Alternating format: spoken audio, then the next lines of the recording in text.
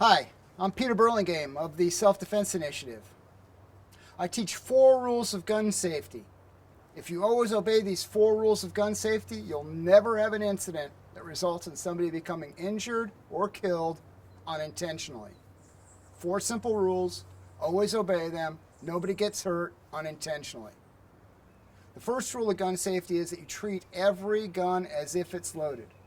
Obviously, there's going to be times when the gun is actually unloaded, but you still treat it exactly the same way as a fully loaded gun. We've all heard of cases of somebody shooting somebody else, and they say, I didn't know the gun was loaded. To shoot somebody else, 1, you have to point a gun at them, and 2, you have to fire it. Why would you do that? You're doing it because you think the gun is empty and thus safe to play around with. Obviously, we make mistakes, and we sometimes, when we think a gun is empty, it really isn't. Watch carefully while I unload this pistol. You can see I take the round out of the chamber and the magazine out of the pistol. The gun's empty now, right? Well, obviously something went wrong. You watched me unload the pistol, but I did it incorrectly. Yes, I took a round out of the chamber, but because the magazine was still in the pistol, I just put another one right back in. Then I pulled the magazine out. And if I now think the gun's empty, I'm sadly mistaken. Could this happen? Sure. You might be distracted, you might be tired, and you unload the pistol in the incorrect order. And you now think it's safe because it's empty, and it's not. And if you treat it differently than a loaded gun, tragedy can ensue. As far as I'm concerned, there's no such thing as an empty gun. I treat them all as if they're loaded. The second rule of gun safety is to never let your gun point at anything you're not willing to destroy. Never let your gun point at anything you're not willing to destroy. So if I pick up this pistol and turn and move with it, is that acceptable? No, because I just pointed the gun at you. Now, it's not the same as if I was deliberately pointing the gun at you, but if the gun went off right now, it would hit you. So you need to be aware that when you touch the gun, it's your responsibility to make sure that you positively control where it's pointed.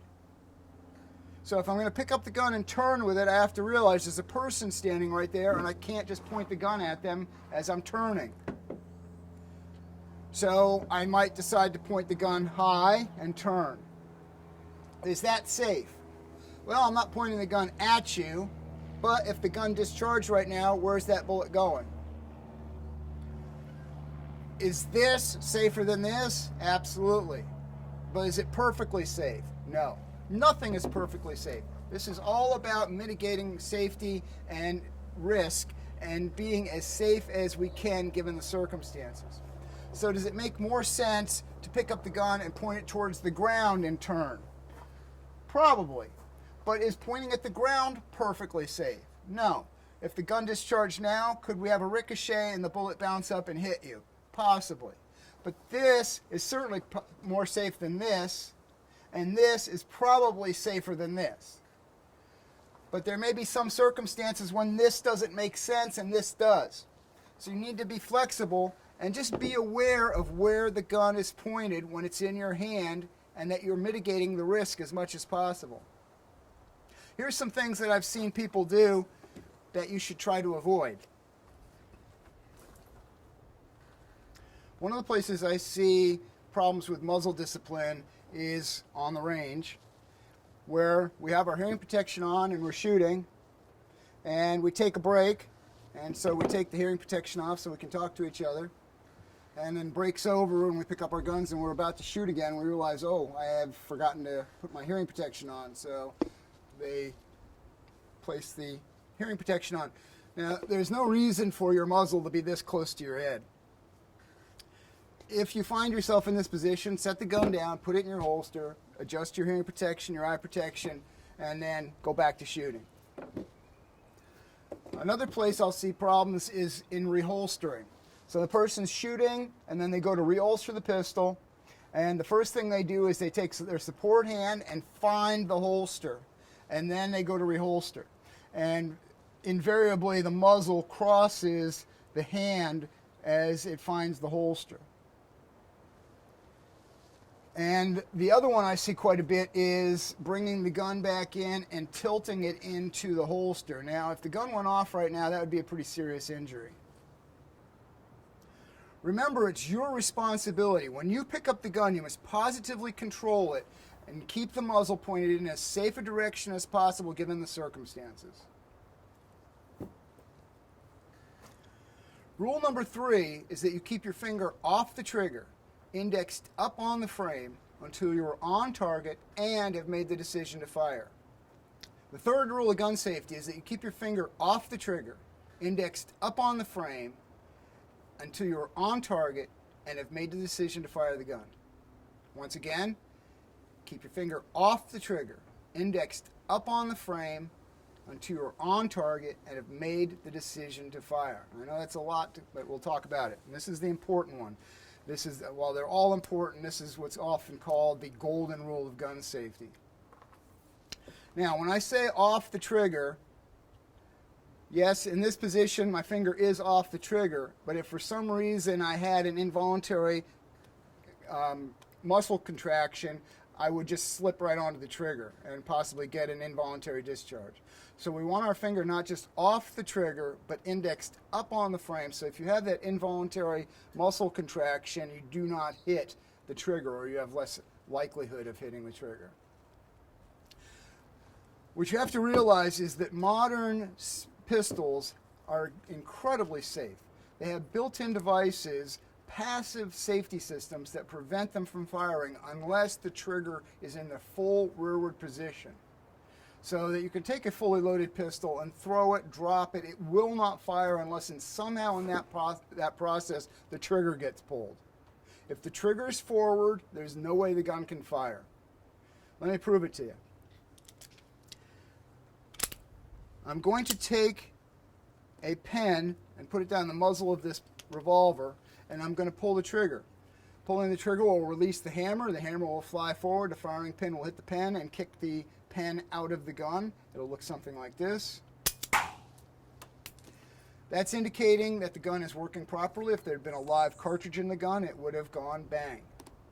Now, let's do this one more time. And I'm going to pull the trigger, but I'm going to control the hammer and just release the hammer off the trigger. Now I'm going to take my finger and put it on the frame. So you notice that my finger is off the trigger, and I'm going to let go of the hammer. Let's see if the pen moves. It does not. One more time. I cock the hammer, pull the trigger, get my finger off the trigger, release the hammer, nothing happens. Because as soon as I get my finger off the trigger, that passive safety becomes re-engaged. So even though the hammer drops, the gun doesn't fire. Whereas if my finger is on the trigger when the hammer drops, the gun will fire. So all modern pistols have this passive safety system built in, and that's in excess of any external safeties that may be operated by your thumb or the grip. So if your finger is off the trigger up on the frame, the likelihood of an unintentional discharge is greatly reduced. What you have to understand is there's 3 ways you can pull a trigger when you did not mean to. We call them the 3 S's: stumble, startle, and sympathetic muscle reaction. The first one, stumble, is if you're moving around with your finger on the trigger and you lose your balance, what's going to happen involuntarily to your muscles? You're going to have a contraction. If your finger's on the trigger, what's likely to happen? The gun's going to fire. Where's that bullet going to go? Wherever the gun's pointed. So keeping your finger not just off the trigger but up on the frame, if you have that loss of balance, you're less likely to find the trigger in that muscle contraction. The second way is through startle effect. We've all been startled. Very often it's you're in the room by yourself, or what you think is by yourself, and all of a sudden you turn and you notice there's somebody standing there. You don't know how long they've been there, and you startle. Now, what happens to your muscles when you startle? You get that involuntary contraction. You get this very often in horror movies where they don't just startle you, they build the tension because the startle effect gets turned up when you get more tense and nervous. So if you're watching a horror movie, notice that they build the tension through various cinematic tricks so that you get yourself tighter and tighter and tighter. Then they startle you, and you'll be able to startle faster, easier, and larger than if you were relaxed. Well, think about it if it's 3 o'clock in the morning and you've heard a noise that makes you grab your pistol because you think there's an intruder. Are you tense and nervous and frightened? Yes. So your startle effect is turned up. So it won't take you much to move around, to have a accidental discharge or a negligent discharge. So if you're walking through the house and your finger's on the trigger and all of a sudden you step on the cat and he screams, what's likely to happen if your finger's on the trigger? You may have that involuntary muscle contraction, the gun will fire. Where's the bullet going? Where's the gun pointed? The third way you can pull a trigger unintentionally is through sympathetic muscle reaction. We are bilateral creatures, and what one half of the body does, the other half of the body wants to do. So if one hand is clenched up, the other hand wants to be clenched up. And so that if you have a pistol in one hand and this hand is involved in maybe struggling with somebody, as this gets tightened up, the same thing happens here, and you may end up getting enough resistance. You may end up getting to the point where you pull the trigger unintentionally. Once again, if your finger was up on the frame, that's less likely to result in an unintentional discharge. Interestingly, a lot of people who were shot in the course of a robbery, the shooting is unintentional. The bad guy didn't mean to shoot the victim, but through one of these mechanisms, either being losing their balance, being startled, or the sympathetic muscle reaction through a struggle, the gun discharges. So realize that this is not only to keep you safe if you are holding a firearm and keep those around you safe while you're using your firearm, but it's also keeping you safe if you find yourself in this position where you have a gun pointed at you. Realize that if a bad guy's pointing a gun at you and his finger's on the trigger, the finger on the trigger is a good indication that he has no training, and that it wouldn't take much for him to shoot you unintentionally, either by him losing his balance, stumbling, or through being startled, or by struggling with him. So realize if you are at this point, you want to avoid doing those things. The fourth rule of gun safety is be sure of your target and what's around it. So it's a two-part thing. First is be sure of your target, which means that you're certain that what you're shooting at is something that's okay to shoot at. So if you're target shooting, that means that you're shooting at something that's okay to shoot at. You know, if it's a paper target or cardboard or steel, if you're shooting a steel target, is there a chance for ricochets? Or if it's a self-defense situation, are you sure that what you're shooting at is a threat to you, or is it just a shadowy shape and you're not sure that the intruder is really bent on causing you harm, or it may just be your drunk neighbor that's come into your house unintentionally? So the first part of that is that properly identifying your target. I highly recommend that if you have a firearm for self-defense, that you also always carry a flashlight. Flashlight technology has come a long, long way. I recommend LED flashlights because the bulbs last forever and they have really long run times, and they can be very small. This runs on a single AA battery and is quite bright. I end up using this on a regular basis, as far as this doesn't get used very often. So carry a flashlight because there's a very good chance that if you get attacked, it could be at night. It could be in a low light situation. So if you want to properly identify your target, it would be nice to have a flashlight. The flashlight also has some benefits in that it will let you look into dark areas and actually reduce your chances of getting attacked, because you'll look less like a victim if, as you're walking through the parking lot, you're lighting up the dark spaces. Think about being a bad guy and you see that person's got the flashlight already in his hand and he's looking for problems. Are you less likely to pick on that person because he's not a victim? And it makes a pretty good weapon. Not just the visual distraction, but it also extends past the hand and can be used as an impact weapon. It can also be used effectively in conjunction with the pistol at night. But this lets us identify things positively. The second part of the fourth rule of gun safety is be sure of your surroundings. So what's around the target? Not just what's behind it. So if your bullet misses closely or actually passes through the target, that nothing gets injured beyond that. But what's right next to it and what's in front of it?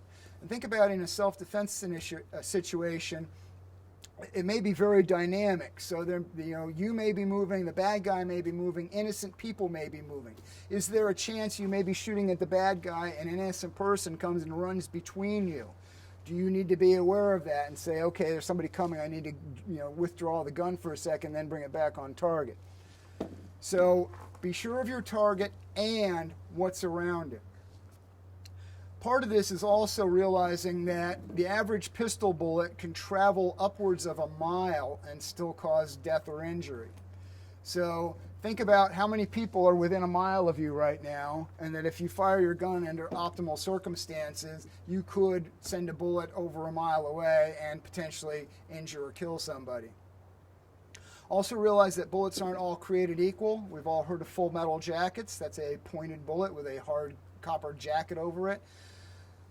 In a 9mm loading, a full metal jacket can penetrate somewhere around 24 to 28 inches of human flesh, which means if you shoot a bad guy, the bullet could go on and go through not only a second, but into a third person if they're lined up properly. So it's very important that your self-defense ammunition is geared towards your needs.